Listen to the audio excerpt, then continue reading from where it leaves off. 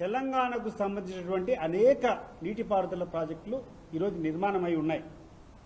వాటితో పాటు ఈ హైడ్రో ఎలక్ట్రిసిటీ జనరేషన్ ఇవన్నీ వదిలిపెడితే దాదాపు రోజుకు 6 టీఎంసీల నీళ్లను తెలంగాణ ప్రభుత్వం వారు తెలంగాణ వాళ్ళు వాడుకునేదానికి అవకాశం ఉంటుంది. మన ప్రాంతంలో నుంచి 840 దాటేంత వరకు ఒక చుక్క నీళ్లు కూడా మనం వాడుకునేదానికి అవకాశం ఉండదు. కాబట్టి ఈ ప్రాజెక్టు యొక్క ప్రాముఖ్యత ఉంటుంది.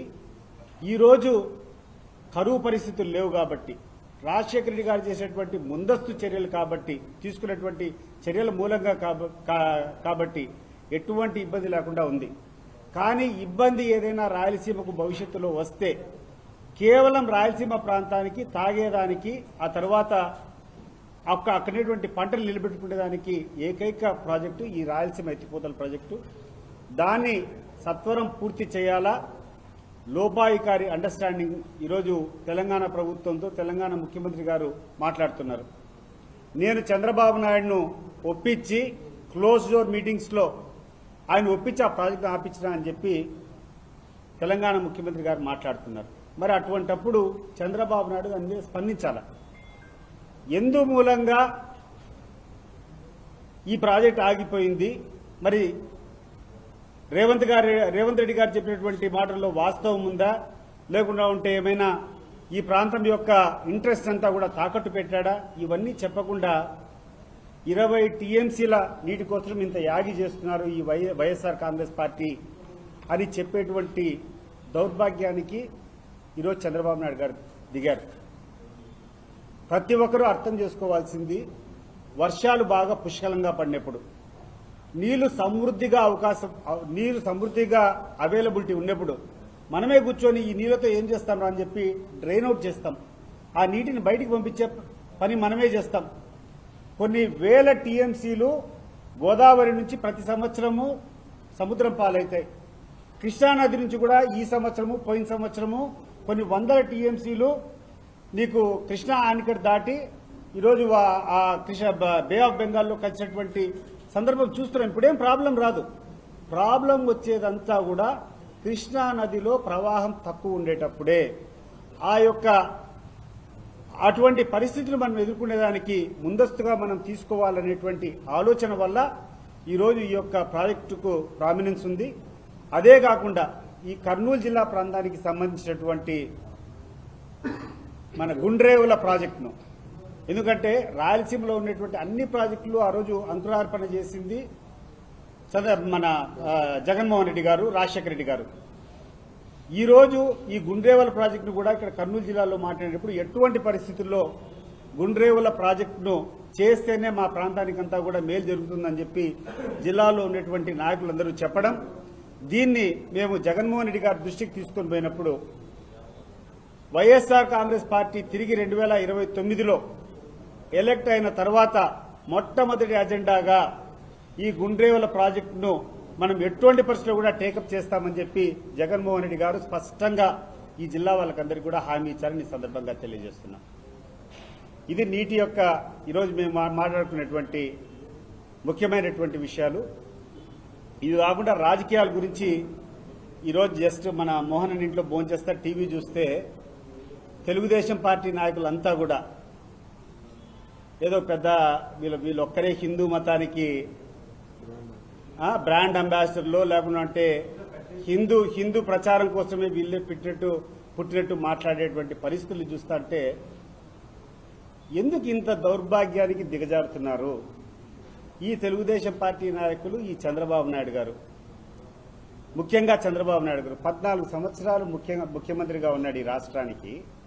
వయసు పెరిగే కొద్దీ ఎవరికైనా కూడా వివేకం పెరుగుతుంది.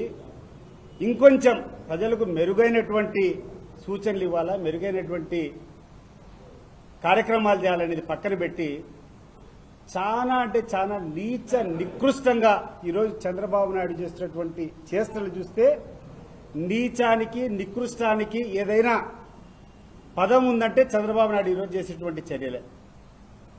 ఎంత ఘోరంగా ఉన్నాయంటే జగన్మోహన్ రెడ్డి గారిని టార్గెట్ చేసేదానికి కానీ, జగన్మోహన్ రెడ్డి గారి కంటే మెరుగైన పాలన ఇచ్చేదానికి చేతగాని ఈ పనికిరాని దద్దమ్మలందరూ కూర్చొని ఈరోజు మతపరమైనటువంటి విషయాలు ఈరోజు తీసుకొని వచ్చి లేని అపోహలన్నిటి కూడా ప్రజలకు కల్పించేటువంటి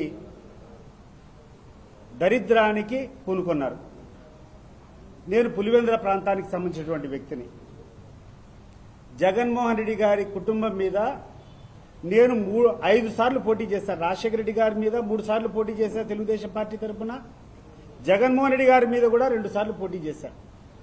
కానీ ఏ ఒక్క మీటింగ్లో కూడా నేను జగన్మోహన్ రెడ్డి గారి మీద ఎప్పుడైనా ఆరోపణలు చేయాలంటే పనుల మీద నేను ఆరోపణలు చేసి ఉండొచ్చు, లేకుంటే వాళ్ళ ఫలితనం మీద నేను ఆరోపణలు చేసి ఉండొచ్చు. కానీ మతపరమైనటువంటి ఒక విమర్శ చేయాల్సినటువంటి అవసరము ఏ రోజు నాకు రాలే.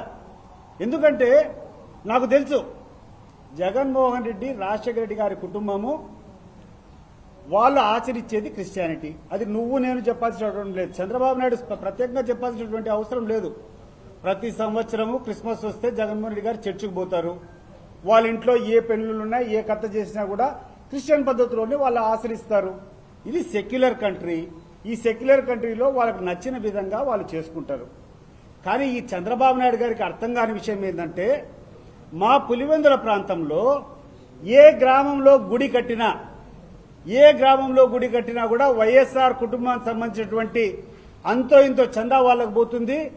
ఆ గుడికి ప్రతిష్ట చేయాలంటే వాళ్ళ కుటుంబ సభ్యులను పిలిచి మా యొక్క ప్రాంతంలో ఆనవాయితీ 25వ తారీఖు కూడా ఒక పెద్ద గుడి, మన నందిపల్లి అనేటువంటి చాలా పెద్ద గుడి, మీరు కూడా చూస్తారు. మళ్ళీ జగన్మోహన్ రెడ్డి గారు వస్తున్నారు. అంటే చంద్రబాబు నాయుడు మేము పుట్టినటువంటి ప్రాంతంలో, మేము పెరిగినటువంటి ప్రాంతంలో మాకు జగన్మోహన్ రెడ్డికి మా కులానికి లేకుంటే మా మతానికి ఏ రోజు ఎటువంటి ఇబ్బంది రాలా. నువ్వెందుకయ్యా ఇటువంటి దుష్ప్రచారాలు చేస్తున్నావు నాకు అర్థం కావడంలా. ఒకవేళ మా ప్రాంతంలో జగన్మోహన్ రెడ్డి గారు హిందువులకు వ్యతిరేకంగా ఏదైనా చేస్తే ఎవరు కూడా రానిచ్చం కదా.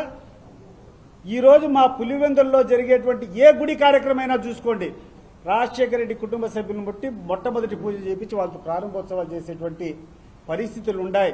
ప్రతి ఒక్క గుడికి వాళ్ళు ఓపెన్ చేస్తున్నారంటే దానికి కారణం వాళ్లకు ఎంత సహనం ఉంది, అన్ని మతాలను అన్ని కులాలను ఎట్లా గౌరవిస్తారనే దానికి వాళ్ళు ఒక ఉదాహరణ. రేపో మనాడు అనుకుంటా 25వ తారీఖున మా నందిపల్లి అనేటువంటి గ్రామంలో ఒక పెద్ద గుడి, దాదాపు 10 కోట్ల వ్యయంతో ఒక గుడిని నిర్మించినారు. ఆ గుడికి లేదు మీరే రావాలా, జగన్మోహన్ రెడ్డి వచ్చి ఓపెన్ చేయాలని చెప్పి ఆ గ్రామస్తులంతా ఆయన పిలుచుకొని పోయి ఓపెనింగ్ చేయించుకుంటున్నారు 25వ తారీఖున. మా ప్రాంతంలో ఉన్నటువంటి పులివెందుల ప్రాంతంలో ఉండేటువంటి అనేక గుళ్ళు, మా దగ్గర చాలా ఫేమస్ ఒకటి గండి ఆంజనేయ స్వామి గుడి అని ఉంటుంది.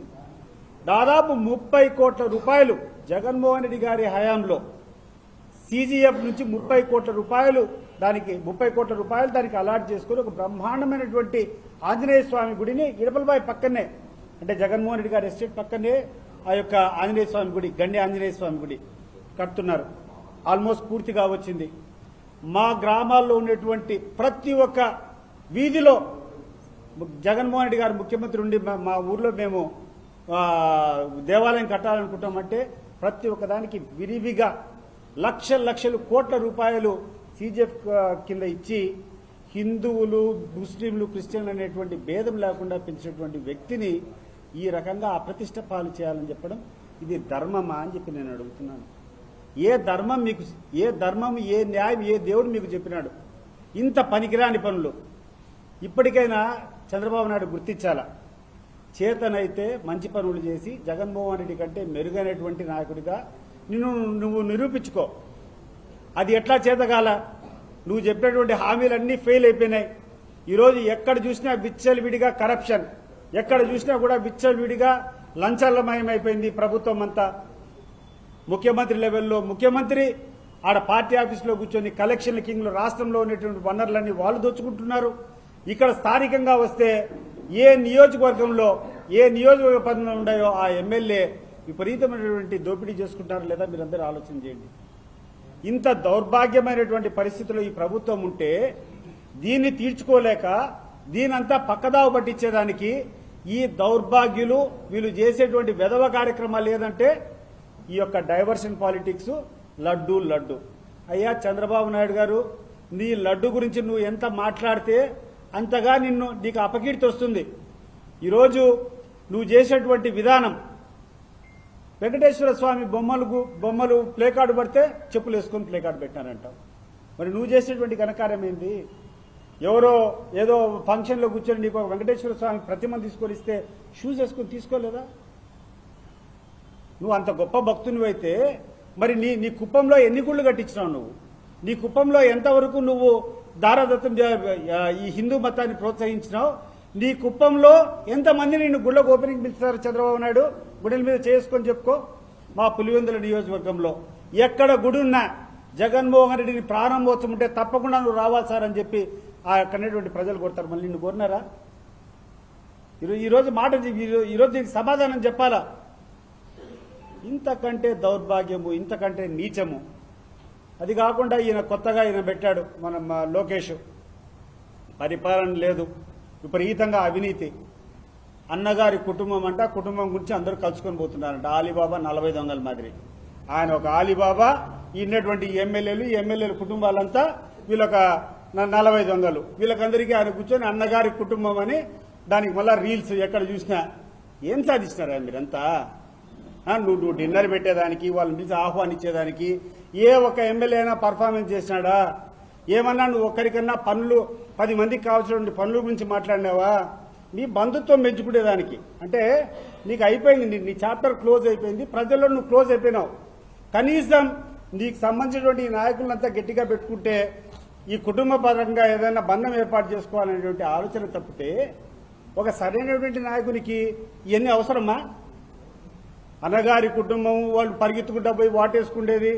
ఈరోజు కూర్చొని రీల్స్ చూస్తాడు. 2 సంవత్సరాలుగా లోకేష్ ఎప్పుడన్నా ఎవరికైనా అందుబాటులో ఉన్నాడా? ఏ నాయకుడన్నా పోయి కూర్చొని ధైర్యంగా మాట్లాడగలిగినాడు అతనితో? ఈ నాయకులు ఎవరైతే నిన్నామన్నా పోయి లోకేష్ కలిసారో నేను వాళ్ళనే అడుగుతున్నా. మీ నియోజకవర్గానికి సంబంధించి మీకు కావాల్సిన పనుల గురించి మీరు లోకేష్ దగ్గర పోయి మాట్లాడితే ఎప్పుడన్నా మీకు దగ్గరికన్నా రానిచ్చాడా నాయకుడు? ఈరోజు లూజింగ్ సైడ్ ఉన్నాడు, పోతా ఉంది. ప్రజల్లో పూర్తిగా పలుకుబడి పోయింది. ఈరోజు పార్టీలో ఉన్న కనీసం నమ్ముకుంటే వాళ్ళు ఉండాలా? రేపేదో నేను ముఖ్యమంత్రి కావాలని చెప్పి ఈ కొత్త నాటకాలు తప్పితే వీళ్ళకి ఏమీ లేదు. వీళ్ళ అసలు రంగు ప్రజలు గమనిస్తూ ఉంటారు. తప్పకుండా ఏ రోజు అవకాశం వస్తే ఆ రోజు వీళ్ళకు బుద్ధి చెప్పేదానికి ప్రజలు సిద్ధంగా ఉన్నారు.